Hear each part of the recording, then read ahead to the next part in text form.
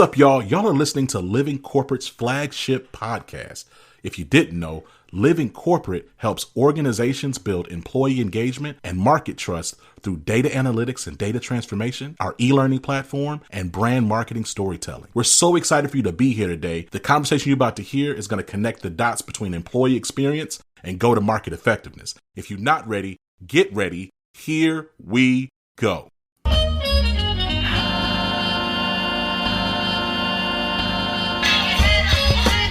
Man, I can't. I'm so excited. I'm struggling to find the words to start the pod.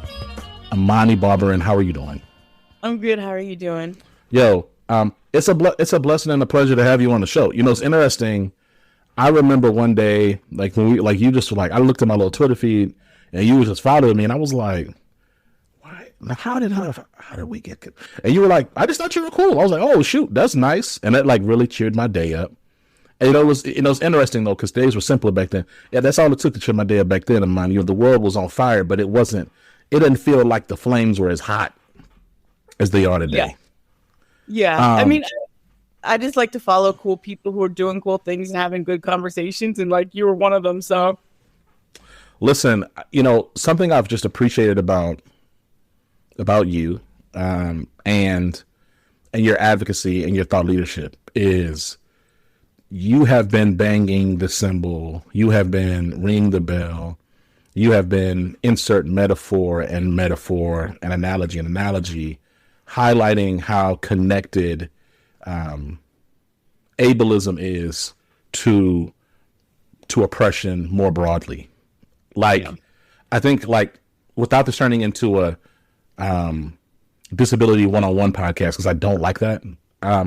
I would love to just hear your perspective on the point of how these things are connected. When we talk about racism and misogyny, or rather more specifically like white supremacy and the patriarchy, and like we talk about these various systems and modes of oppression, I think it's easy for able-bodied people or people who presume themselves to not be disabled, mm-hmm. to ignore and dismiss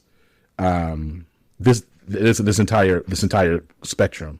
So I would just love to hear your perspective on the connectivity of these things, and also why from your perspective do you believe it's often so overlooked as a topic of conversation?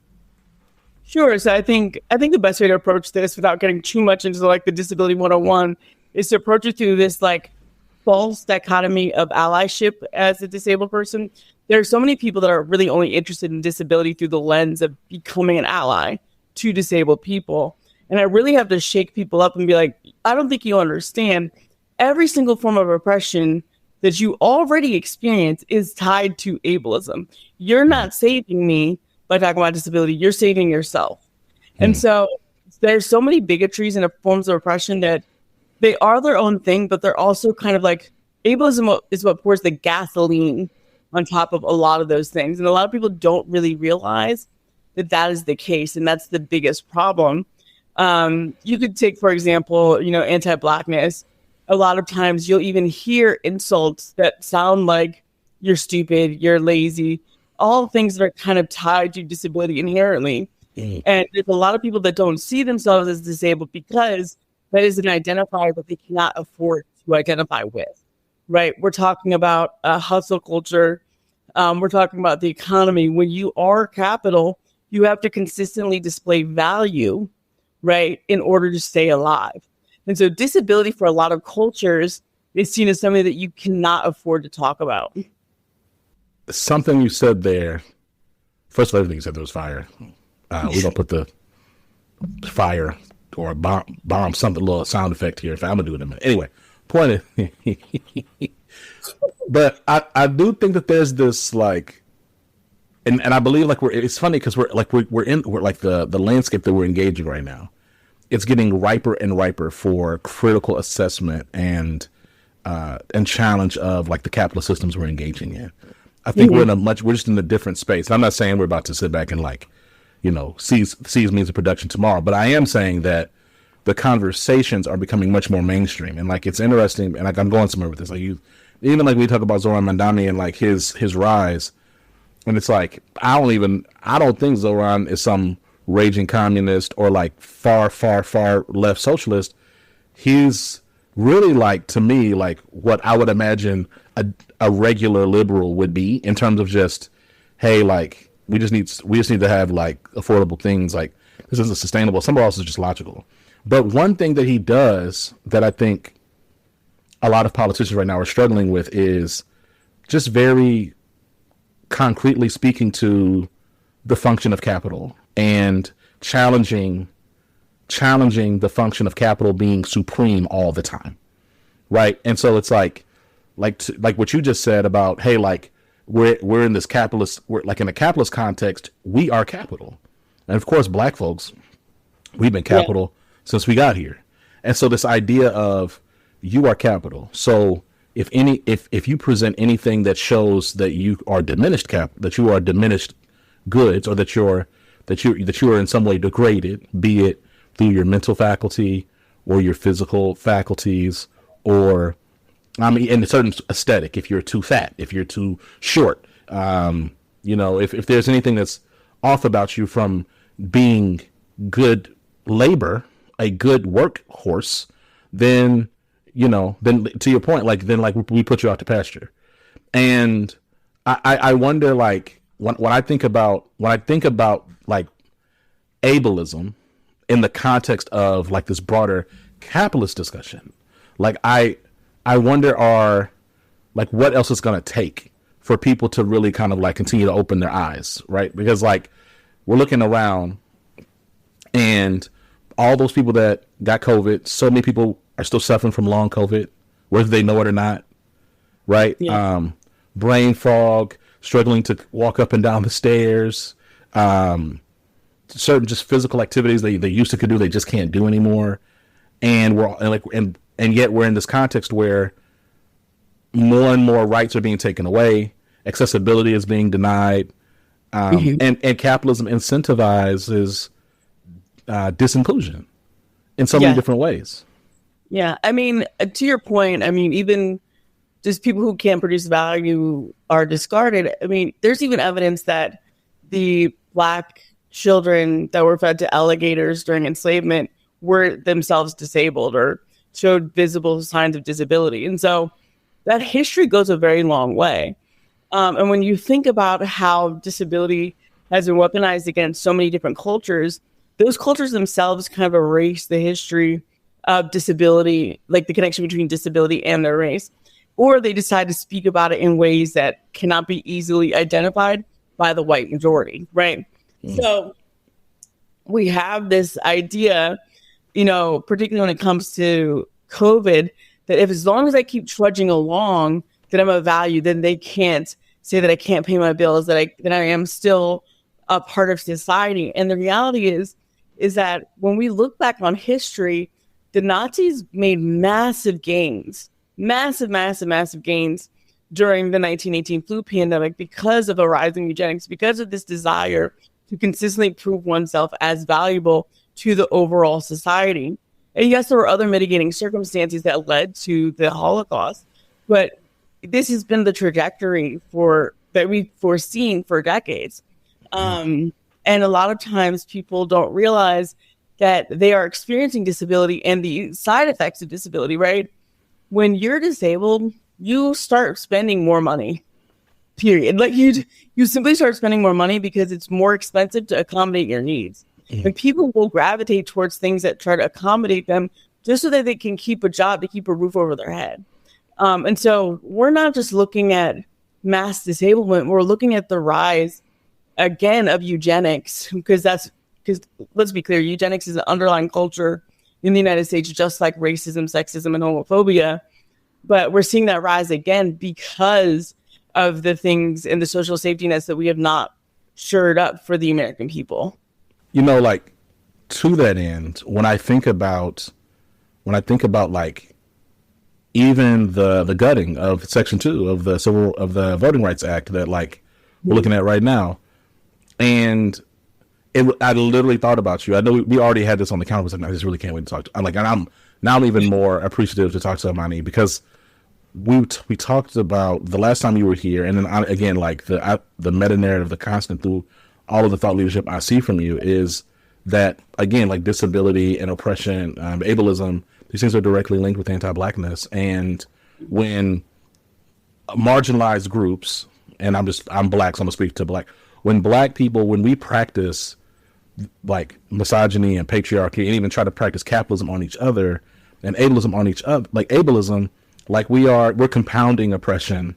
And like, so when you looked at, when we see that the section 2 of this act, it's about accessibility, right? Yeah. So like as black people lose political representation, so will disabled people, and so will like all sorts of people that are not white, able-bodied Christian men are going to lose access. And I think like there's this weird season, not weird, but there's this, to your point, like eugenics, it's like, I believe that's an element of it. It's like, but I also think that there's this, because we're trained and taught and socialized to think in binaries, we can't really imagine disparate impact. Yeah. We can't imagine like multiple types of groups of people being harmed. I mean, the Supreme Court's going to hear, is about to hear a case if people who smoke marijuana can have guns. And it's like, and obviously there's an homage there. There's a goal there to curtail Black gun ownership and brown gun ownership, but also like there are a variety of disabled people who use medical cannabis. Oh yeah. For their needs. There's first of all, plenty of people smoke cannabis for their medical needs, but I'm just saying, like there's all types of, it's just like, to your point, I just think that there is, I agree that we do not effectively or appreciate how eugenics is just threaded through everything that we navigate in this country. But not just that. I think that it's not just that eugenics is part of everything that we navigate, but a lot of people don't realize that eugenics as a concept is culturally translated. And I'm thinking about writing about this, but what cultural translation means from like a communication standpoint is they create communication that pushes the same idea, but for different cultures, right? A good example is like the author who shall not be named in the Harry Potter books. In one of the books, I think they have a pet rat, but in many cultures, you never have a rat in your house as a pet, right? So they exchange it for a frog in many other countries. Basically, it's the idea of making something as familiar as possible to make it as spreadable as possible in that culture. And a lot of people realize that eugenics was very much so a policy that was pushed on Black Americans through people like W.E.B. Du Bois in his early career. We think about like Quilla Raza for Latino people. We think about the stereotype of the tiger mom for Asian Americans, right? East Asian Americans. So there is a version of eugenics for every single culture that enters into Western society. What people just don't realize is that that's what's happening. It's kind of presented as we are proving them wrong, right? We're not, it's not eugenics. We're proving them wrong. They have IQ tests to prove that we shouldn't be able to vote or to have access to certain rights in America. But IQ tests were designed to be a eugenicist tool, right? Why are we using our toolkits to prove that we are valuable when we already have inherent value? And so we have eugenics that are culturally translated. And so people don't realize that what they're repeating is designed for their culture to push and spread eugenics for them, right? And so I think that a lot of people think that when they're talking about certain people not having kids or certain people not having guns, that they're actually talking about themselves. And it's kind of the most frustrating part about talking about ableism and eugenics as a society, is that people think that because it's part of their culture, that it's not serving the eugenicist system of America overall.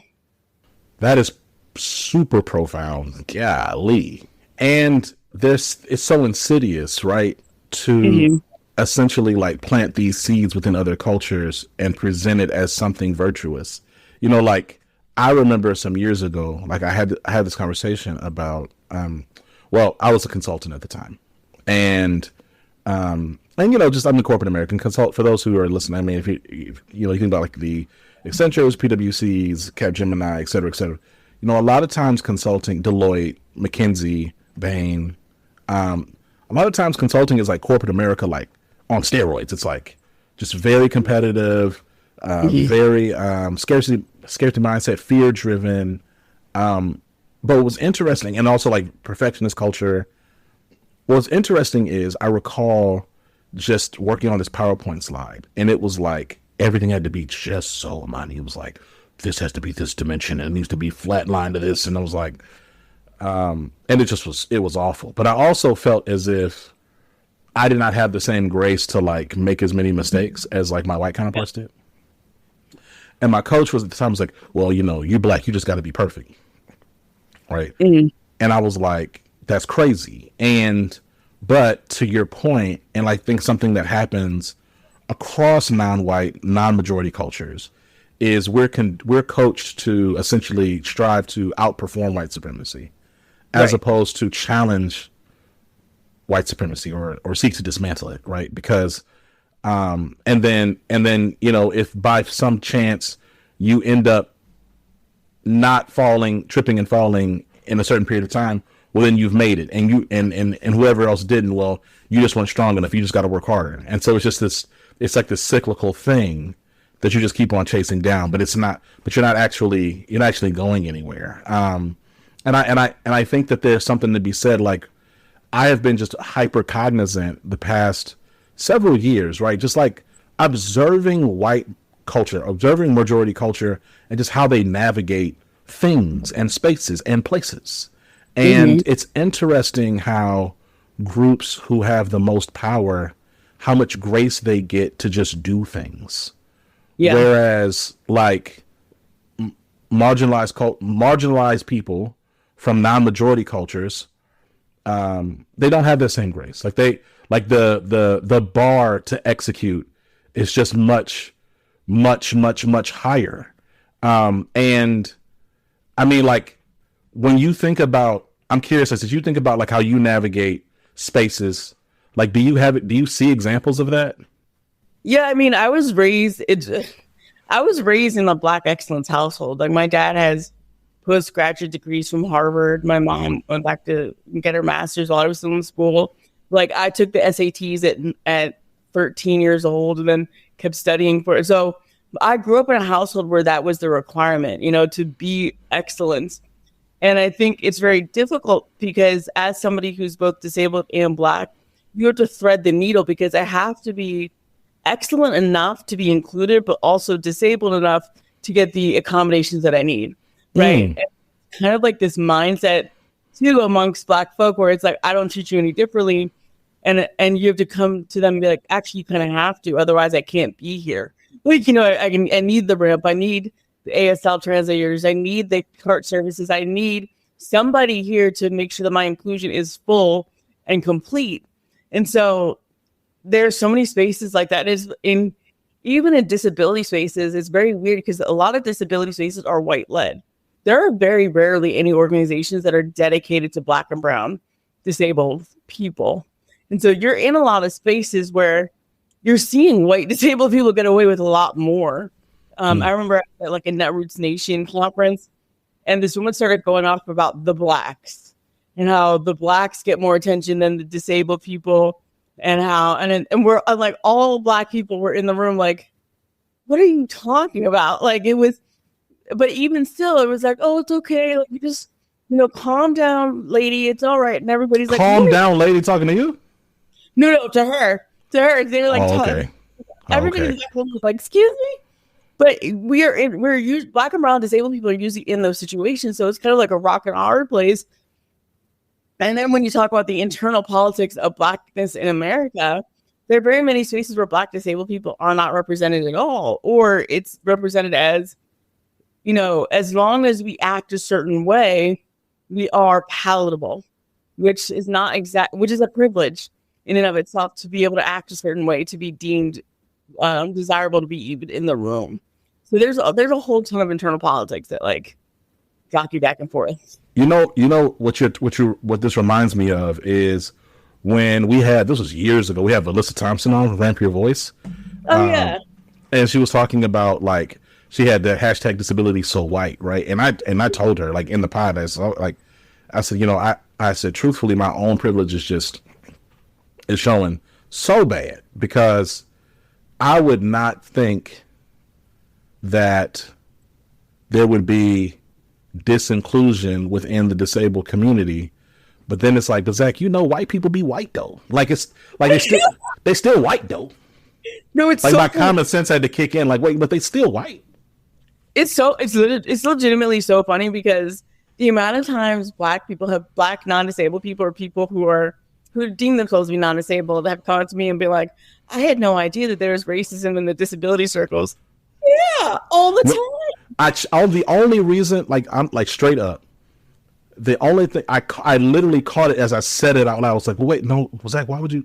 No, that's silly. There's obviously going to be racism anywhere. There's going to be anti-Blackness, like anti-Blackness is a global phenomenon, irrespective of like additional conditions, right? But I just think, again, it's my privilege talking. It's just like, damn, what?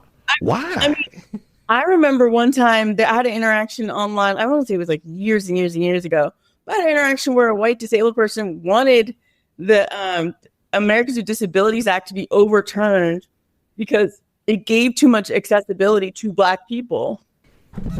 That is crazy. And so I was like, what? And literally, you have to.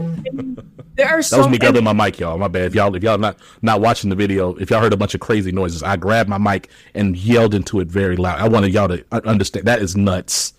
No, I mean, when people, I get so frustrated, because when I talk about disability in politics, I talk often about how most disabled people vote Republican, and people think the lesson that I'm trying to give to them from that statistic is that, oh, well, disabled people are racist, which they're people. So why wouldn't you? First of all, that's the first thing.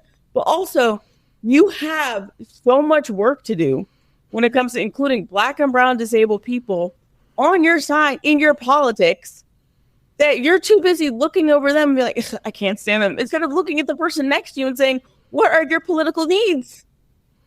And it is so frustrating. You go to these voting conferences on disability, you go to these organizations on disability, they're almost all white. And anytime you try to tell people, like, we need to get our head in the game, it's like, well, why can't you start it? I need help. We need help. Like, we need disabled people in politics. We need Black and brown disabled people in politics. We need people with disabilities everywhere. And the barrier to entry is so high in a lot of places that a lot of disabled people can't organize. There are self-advocacy groups everywhere. There are disabled protest groups everywhere, but they're not getting the support from the overall community that white disabled people are getting. Not by a long shot. To that end, like, off mic, we were talking a little bit about, it was kind of like, how you doing? And like, look, well, people I respect and I trust, I'm going to tell them how I'm doing, So we talked about, like, as the world is just on fire, right? And we were talking a little bit about the election, right? And I recall you being on Twitter and people being annoyed with you, and on TikTok, annoyed with you because of your critique of the Harris campaign. And it's funny. This is why I'm glad I am at the level of popping I am, which is not very high, because I say a lot of things that like. But you follow me long enough where you're like, she's just gonna say it. She's gonna say it. Yeah. No, but I love you for it. I love you, period. But I love you for it. That also, it's like, what's funny is, so we had W. Kamau Bell on twice, before the election, and we said a couple things, and it kind of like went a little viral on TikTok, and I said, oh, praise God, I'm not like really famous. That would have went really bad. But I say that to say, I remember talking to my mom about the campaign, and I just remember talking, and like literally in the interview with W. Kamau Bell after her the DNC, the speech, like her, and I said, W, you didn't think that was kind of weird when she said we're gonna have the most lethal fighting force in the world, and like everybody cheered as if she was granting us reparations? He's like, yeah, that was weird.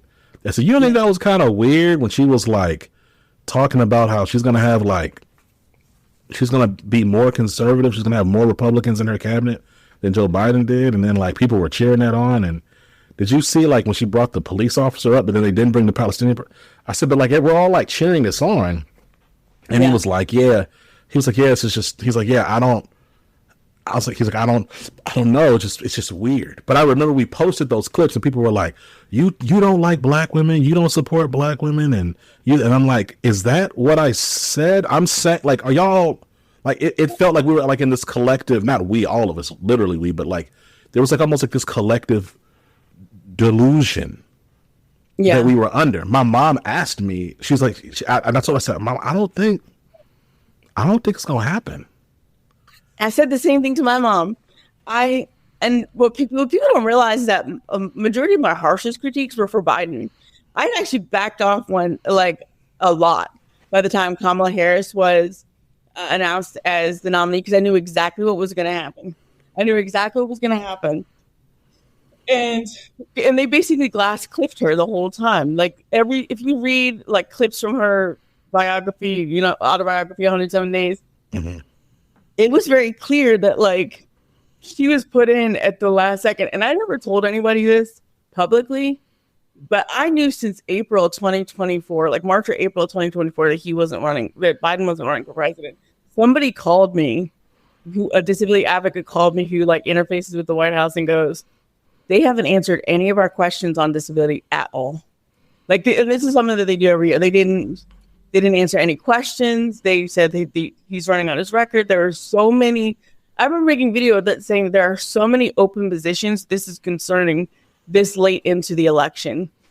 Like there's no way that these are open positions at this point. There can't be. Like there were so many open like communication stuff, which if you think about politics in America, it's all just communications and branding. Yeah. But there were so many that I was like, this can't be possible. And I think during the 2020 election, there were so many grassroots organizers that were partnered with the Biden campaign. There were also a lot of woke cohorts, and there were a lot of connective tissue between the Biden campaign and a lot of the grassroots organizations because COVID was the backdrop of that election. No matter what people say, that was the backdrop. And so he was partnering with a lot of disability advocates and disabled people because he was going to them directly and saying, I'm going to save you. I'm going to save you. And a lot of that work has to do with Stacey Abrams, and who in 2018 created an entire work group on disability, blackness, and voting because of what happened in the gubernatorial election in 2018. So a lot of that was dropped by the time the 2024 election even happened. So there were open positions that should not have been open at that point in April 2024. So I was kind of like, something's not right here. I couldn't say for certain, but I was like, he's not running. So the fact that in August of August of 2024, that's when he announced he's dropping out of the race. Mm-hmm. You knew way before that. Oh yeah, I knew way before that. It was, and so people were like. And also there's something about me that as a disabled person, I'm kind of allergic to toxic positivity. Anytime, I really am. I can't stand it. Anytime, because every other video, I'm like, look at this disabled girl who got taken to prom. And you're like, why is this news? I can't stand it. And so you can kind of see a mile away that when there's more toxic positivity and then talk about a vision for America that outlasts any administration, then there's a problem. And I'm also not one to blow smoke up people's asses about being happy about something or lying to them, because I was telling people, you need to prepare for that man to be president again. Nobody believed me.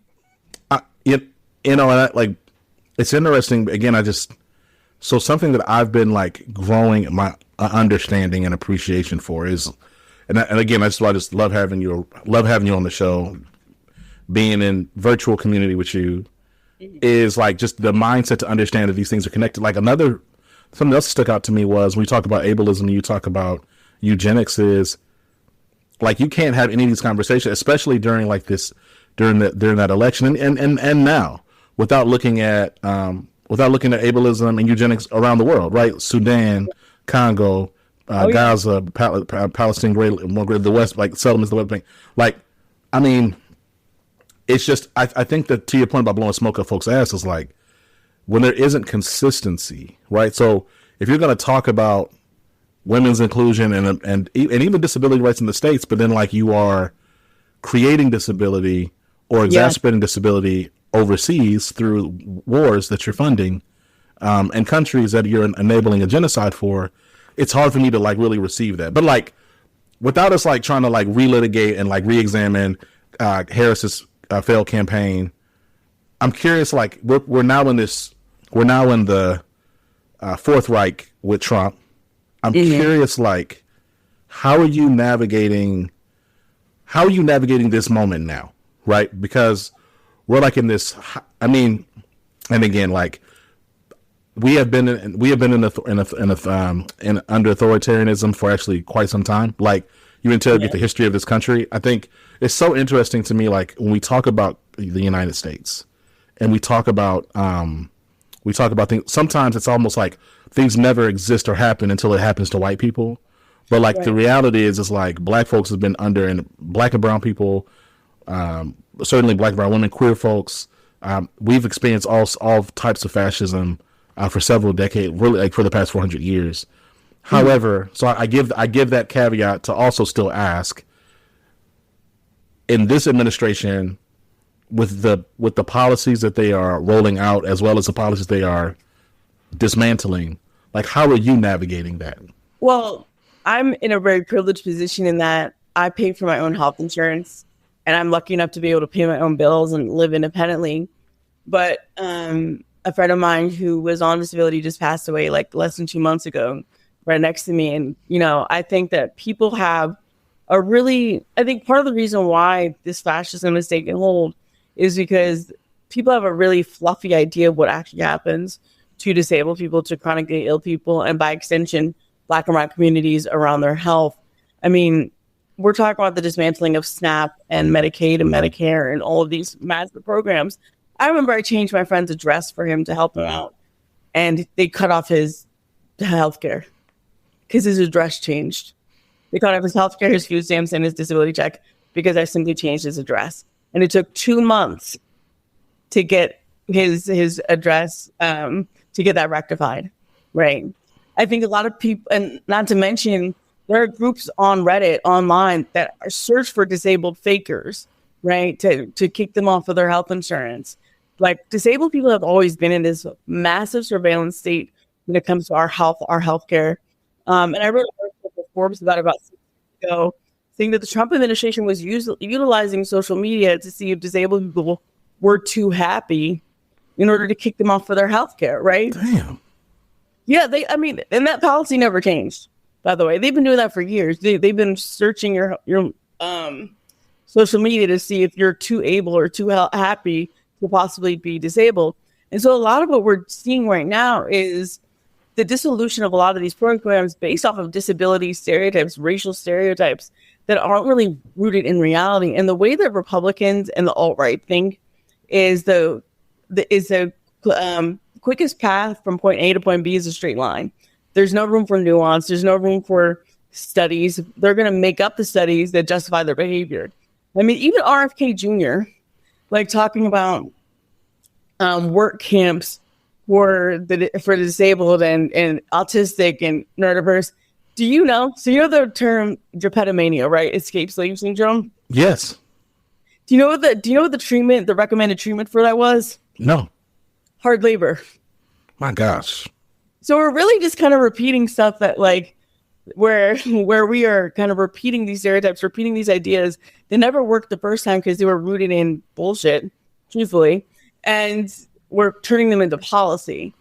So the only way out of this is to have a really anti-eugenicist thought process, is to really start to evaluate what we value in human beings, which is their inherent value, which is if you breathe, you're of value, right? And I think that there's so much of our society that wants to keep chipping away at who we're willing to give up. I'm not willing to give up trans people. I'm not willing to give up Black people. I'm not willing to give up women. I'm not willing to give up disabled people.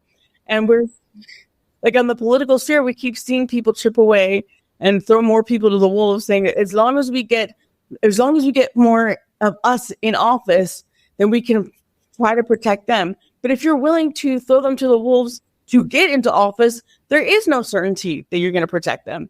And so that's kind of the issue that we're seeing with our politics. And personally, as somebody that's like in this rock and a hard place, the thing I worry about most is the thing that people don't know, which is like asset seizure through disability law, right? Like conservatorships and guardianships, and those being weaponized against people of color because they don't know the system well enough to protect themselves financially.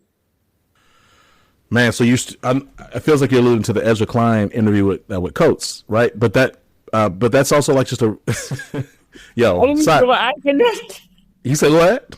I didn't mean to roll my eyes like that. Sometimes it just happens. No, I like it. No, it's good. It's good. But what was so funny is I remember, first of all, I was like, kind of going back to just like white privilege and just the amount of grace white people have. And like part of, and this is not trying to be funny, it's going to come off funny, but I don't mean to be funny, is part of the grace I also believe people in the majority have is they're allowed to grow and be stupid like in public.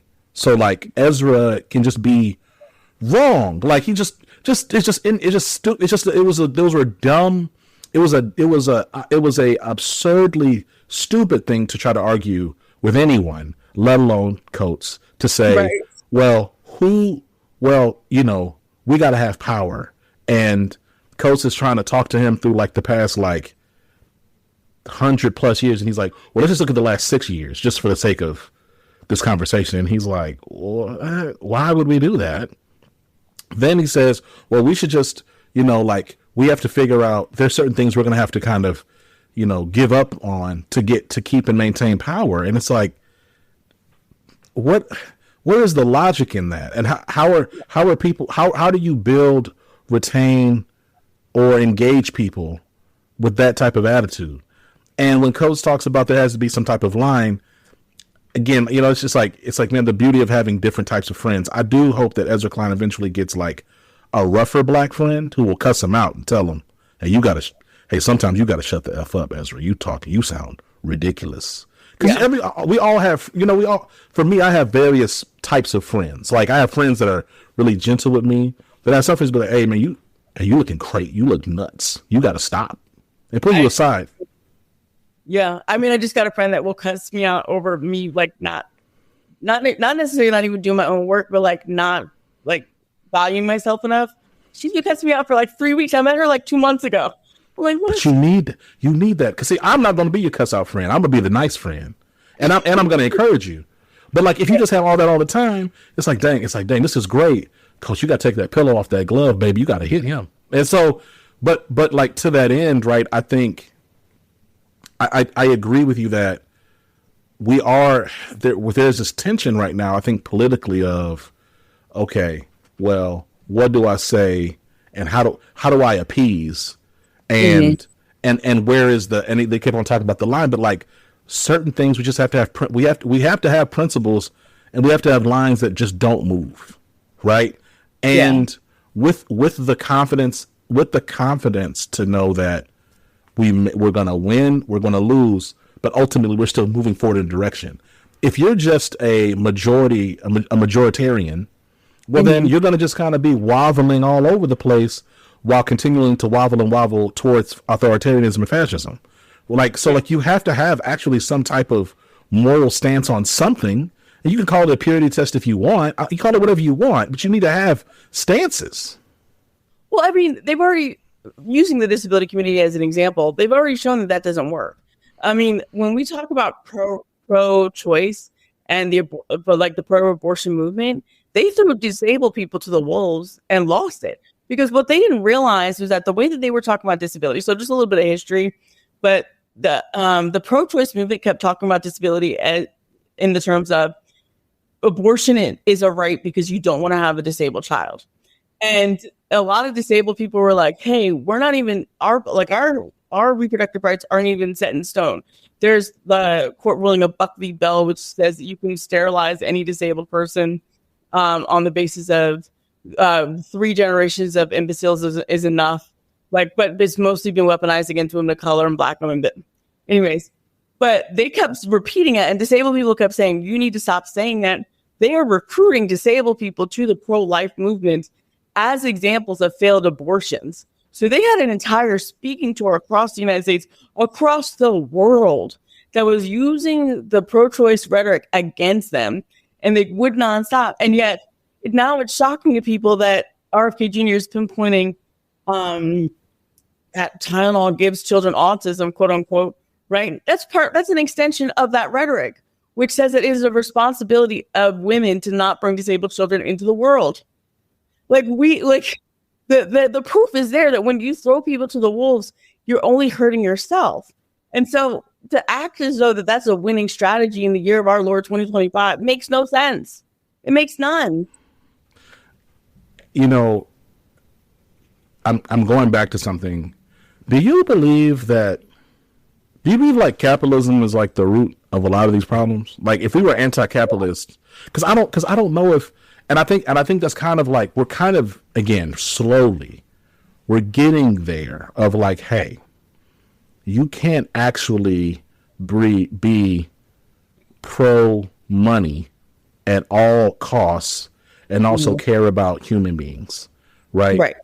And as I hear what you're talking through, like everything I'm hearing, and like in the back of my mind, again, like I'm biased because I am anti-capitalist. I don't like, I'm here for something genuinely radically different. Like I would welcome that because like I just haven't seen, and I have these conversations all the time off mic of just like, show me an example of like capitalism like working well and like saving people. And every time people tell me, like, yeah, that's not capitalism. That's Marxist, or that's socialism, or that's a variety of other things that are not capitalism at all. Like, but I'm curious, like, where are you hoping we go? And like when you look at people like Mandami, and what's happening in New York, like, does that give you any type of hope? Well, the fact that he knows how to answer a question gives me a lot of hope.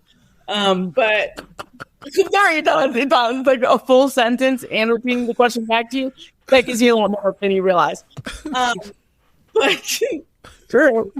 I think when it comes to politics, yeah, like the quiet part is that when you have two parties trying to appeal to the same pool of capital, they're going to have the exact same policies. And realistically, and I keep telling people this and they don't believe me and they think I'm like a secret Republican, but if the closer that Republicans and Democrats come to each other, voters are just going to choose the people that are more successful at it, which is not Democrats, right? So you have to go the opposite direction. You have to go more leftist. You have to go more socialist, right? And if the people who vote for you are not alive, you're not winning. That's MLB of it. If they're not living, they're not. I mean, I'm being so serious. But I told them, if they're not voting for you, you have to keep your electorate alive. That dude who AOC lost to, and he died. I know. It's kind of funny. He died. And I was like, there's so many things. I'm so serious. I've been thinking about like how ableism colors my analysis and critique of people. So like there are things I'm like, man, am I being ableist? But like, no disrespect. Like I cannot. I'm gonna pull up his name while we're talking. But when I saw him, and we finally hit, and I was like, come on, man, like you dying. Okay, here's my loophole. Okay, you can say that to people. I know. No. I was saying it to my wife, but I'm like, I looked at him on the TV and I was like, come on, like, why is this the best that we have? And again, my annoyance was like, first of all, where is your community to tell you to sit down? Like Imani. No, but here's what I'm saying. It's not his community. Establishment Democrats would rather lose to a Republican than win with a socialist. That's the part of the problem. They're recruiting these older people who are going to kowtow to them at every single turn, right? And then give them whatever they want. They don't want a Mamdani. They want a Cuomo. They're more willing to lose with a Cuomo than win with a Mamdani. That's Jerry Connolly. Yeah. But here's where I stand on that. And it may not be popular. It's usually not popular when I say it. I have no problem with older people in office. What I have a problem with is that they are all older people. All y'all old though. Right, and that's the issue. They're all older people, and the reason why I don't mind older people in office is because 9 times out of 10, particularly on the Democratic side, that's how you actually get people invested in disability policy, because they're aging into disability. Fair, right? So yeah, real talk. Well, so like I would rather have that, but what I do believe in are term limits. You should not be able to run for 50 years in a row. I'm sorry, you can't. You just can't. And I've also heard that apparently there's like a secret little hospital under that at in DC where they get good care. Because because you saw Mitch McConnell fall. I've fallen like that too, with a uncomfortable question. I also fall on hot people sometimes. That's just He fell, but he got up with the face of a man that has good health care. He smiled. I was like, that's not a broke. He's not broke. Because if my grandmother fell, she not smiling when she. I'm telling you, and I hear you. Like my wife asked me to take out the trash yesterday. I fell over. But I do wonder about this. It's like, come on, man. Like, why are we putting out these octogenarians? And I'm not aiming to be ageist either, but it's just like, come on, like, what are we doing? And I hear you, and like, my thing is like, again, AOC, I'm not even like a John Lawrence AOC fan. It's just like, but you thought about somebody who is young and has energy and is willing to like, at least try to act like they might be a little bit smidgen to the left. Why would you run against that to somebody that y'all went in full knowing that they were at stage 4 cancer? And again, I'm not saying, and I think I was talking to my mom. So my mom, it's interesting. You talked about your parents. So my parents are just now entering their 60s, right? So it's interesting engaging them and talking to them about them getting older and navigating the world as they become senior citizens. Yeah. And my mom was like, yo, this kind of takes me a little bit longer. And I've been talking about like, my wife, turn your location on, maybe we get you a camera. She's like, I still want my independent. Like we talk about, we're having these really real conversations. I think a lot of millennials are kind of transitioning to that phase of kind of like wanting to, or actively taking care of their parents. But anyway, I'm getting off the mark because I want to talk to you about this about ableism some more. Yeah. And look, you are not the avatar for inclusion, disability inclusion, right? But I'm gonna tell you, I genuinely I thought about you when RFK, and he be talking crazy, and he got that voice. It sound like, gravel. It sound like a bunch of screws in a blender. Yeah, or a pug. And I asked my wife. I said, now what is it about this that I don't like? I said, because his voice is unique, and like that's fine.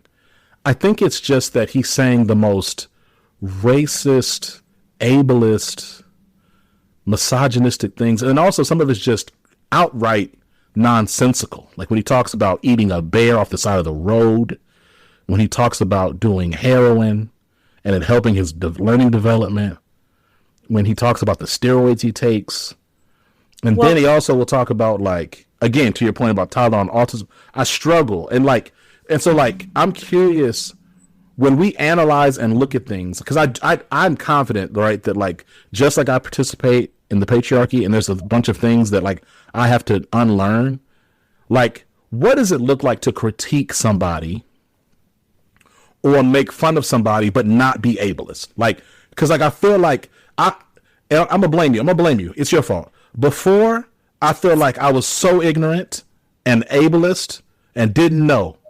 And now I'm like, dang, there's a bunch of stuff I really want. I can't even think because I feel awful.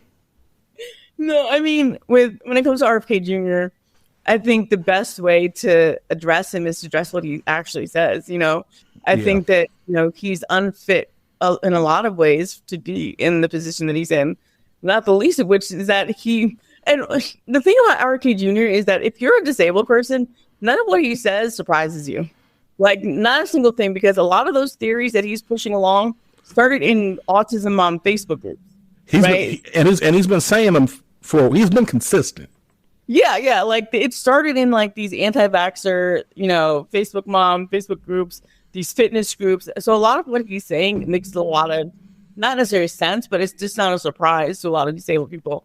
But I think when it comes to critiquing, people like that, it's kind of like, let's focus on what he's doing and what he's saying rather than who he is. Like he's simply the current iteration of this belief system, of this way of thinking. You want to be able to critique that as a through line, because if he's gone, they're going to get somebody else exactly like him with the exact same ideas. And was more frightening about both him and Trump is the day that they get somebody that is better spoken than the two of them is the day it's over. We're gonna be in trouble because people liked again, I'm forgetting names in this interview. I don't know why, but the former Vice President Pence, Mike Pence. People liked Mike Pence. They were like, I had people I had people around, not too close now, but I had people I knew who were like, I kind of like this Mike Pence guy. I was like, people like George Bush now, like that. Like people like George Bush now. Yeah, like time heals all memory. Like it erases all memory when it comes to this type of stuff. But the like you want to critique what he says because the through line is the idea that these people are simply just the figureheads right now. And what is more frightening to me is what happens when they get people that are more charismatic, better spoken. They don't trip over their words. They don't make up words. That terrifies me more than these two dipshits that are currently in office right now. So transparently, like that's why like one of our former presidents is so terrifying to me because like they're so charismatic. Right. But like when you actually interrogate the things they're saying, it's like, hey, yo, like that's crazy. Like you just said it's I mean, like I remember one time like I was listening to it was Obama, obviously I'm obviously talking about Barack Obama. But we were talking about how like he had an interview where he did with Deesa Samaro and he walked in with like this like Gucci, it was Gucci or maybe it was Louis Vuitton, like black suit, all black. And he sat down, he was just talking and like, he does this thing and I'm biased because I am a black man.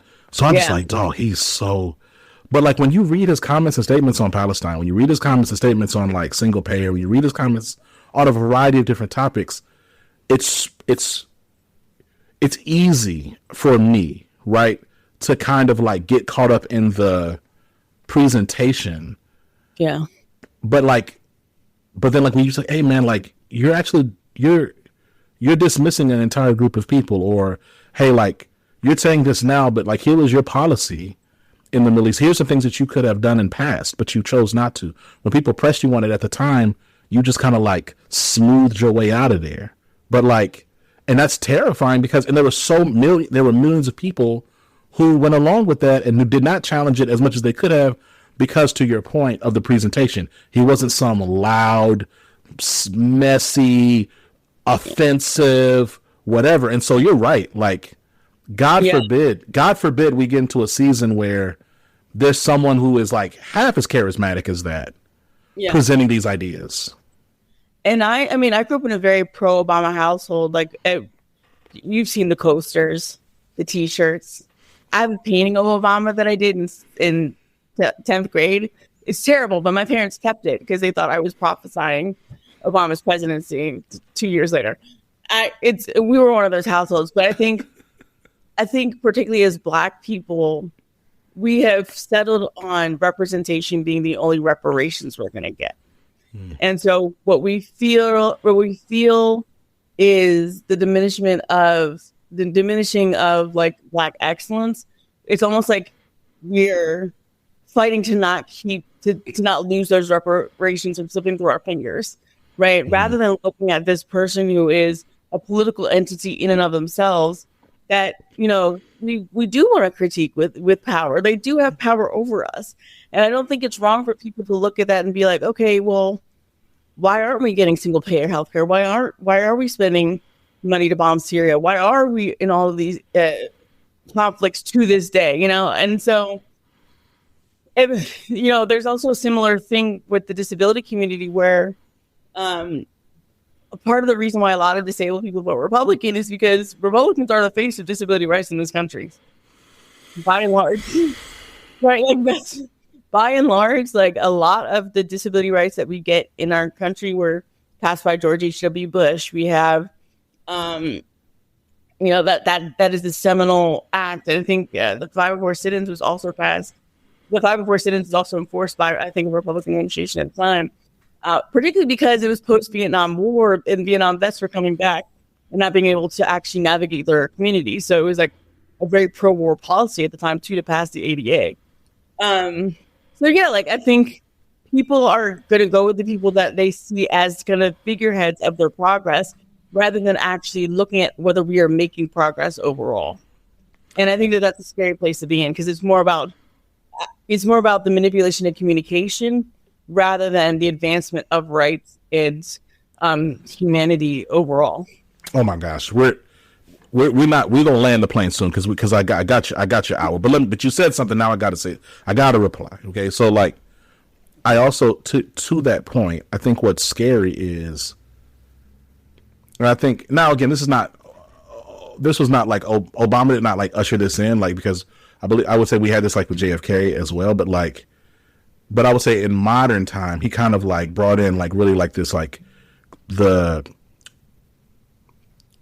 celebrity with the presidency, like this and it being about like name and face and identity and charm, or just like pull and popularity, because he was just so magnetic, right? So electric as a candidate and as a leader, right? And so like, but to your point, what's scary about that is, and I'll say to your point also when it comes to like black folks and brown folks, is we then got even more excited about the symbolism and the performative show. So it's like, hey, why aren't we codifying Roe, or why aren't we like really like shoring up voting rights, or why are we not passing an anti-lynching legislation, or why are we not doing all these different things?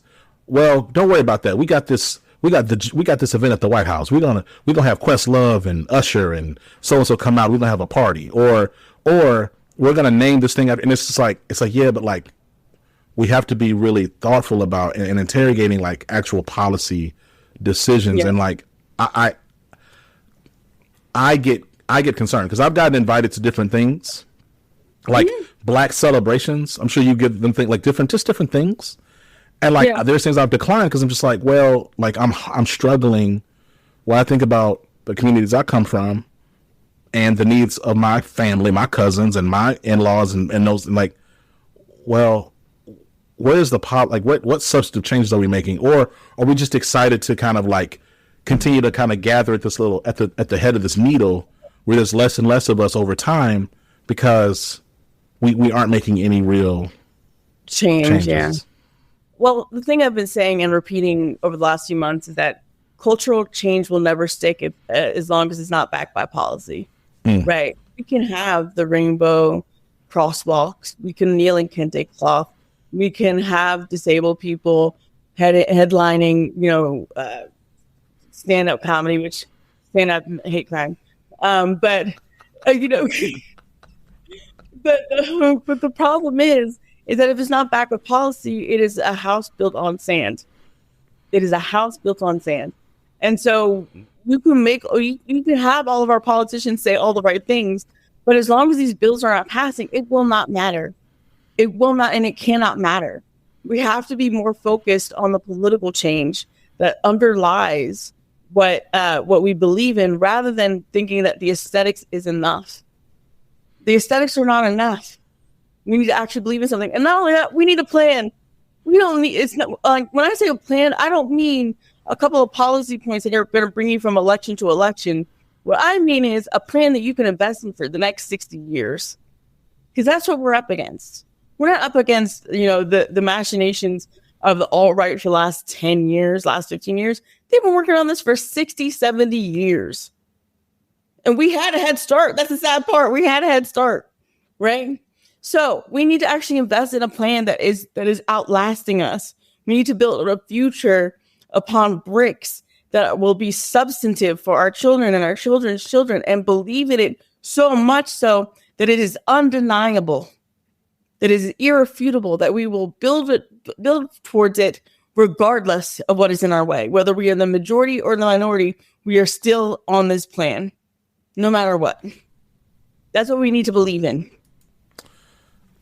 Imani Barbarin, look, I appreciate you. I've said this like several times. I'm so glad that you've been on this Living Corporate podcast now twice. And, you know, the first time I had to work through, you know what I'm saying, 5 or 6 different assistants. This time you said, hey, just email me directly. And I was like, oh, wow, we've like elevated like as a relationship. And so like I felt that selfishly in my own ego, that felt really nice for me. So I just want to say thank you. Look, 2 questions for you. First question is there anything that you wish is there anything that we didn't talk about that you really hope that we talk about next time? Well, we have to see what happens next time. We don't know what's happening from day to day, man. Like, True. We gotta. But what I will say is support your local self-advocacy groups, which are usually disabled people with developmental and intellectual disabilities that talk and advocate politically to their elected leaders amongst themselves. Support those groups. You can simply Google self-advocacy plus where you live to find a group. I would also encourage you to support the Autistic Self-Advocacy Network, the Black Disability Collective, the Harriet Tubman Collective, people like Talila Lewis and Willis Thompson, Black disabled people that are on the ground doing a lot of the work. And make sure that you volunteer at your local elections. Take those trainings on accessibility. We have a massive problem coming down the pipeline when it comes to voting and accessibility. So be one of the volunteers, be one of the people that are trained to protect the voting rights of disabled people and Black and brown people in your neighborhoods. Golly, you own it for real. And before we let you go, where can people find you? Where can people engage you? Where can people check out your work? I'm Crutches and Spice everywhere. I'm trying to restart the blog, crutchesandspice.com, as well as get a lot of other things off the ground because, you know, social media is very tentative right now. So I'm Crutches and Spice everywhere, and my book comes out in 2027. It's called If I Were You, I'd Kill Myself. Yeah. Okay, well, obviously we're going to have you on before the book drop, but that's fire. Y'all, this has been Imani. Thank y'all so much for checking out the Living Corporate podcast. Till next time, peace. Living Corporate is a podcast by Living Corporate LLC. Our logo was designed by David Dawkins. Our theme music was produced by Ken Brown. Additional music production by Antoine Franklin for Musical Elevation. Post-production is handled by Jeremy Jackson. Got a topic suggestion? Email us at livingcorporatepodcast@gmail.com. You can find us online on Twitter, Facebook, Instagram, and living-corporate.com. Thanks for listening. Stay tuned.